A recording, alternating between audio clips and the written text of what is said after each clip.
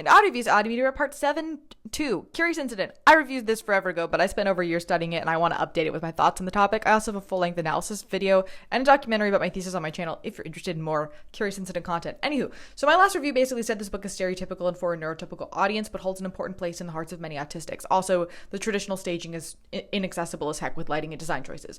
Most of that is still true, but I want to throw in a little historical context here. Christopher Boone actually created a solid portion of those stereotypes. The boom of youth literature about traumatic things narrated by an autistic kid that plagued my childhood came well after this book was published and was likely all based, at least partially, on the story and how successful it was. There's also a lot saying that Mark Haddon did no research and doesn't know anything about autistic people. That quote is super out of context. Again, I've broken this down on my channel, but basically he just wants it to be a story that happens to have an autistic kid in it because we don't have enough representation that just has disability, and he hates that this book has become a teaching tool because it very much was not meant to be one and is not one. It's just the story of a kid. He has also written some other incredible disability rep that is slightly controversial, but in a good way because he gives his characters a lot of depth, and I very much respect him for it. We see this book and play as the autism play and the autism book because it was one of the first, and it makes us judge it really harshly because we see it as needing to represent the entire community, but it very much does not try to and should not try to do that, and that's why it's such a good book, because it's flawed, it's human, it's real.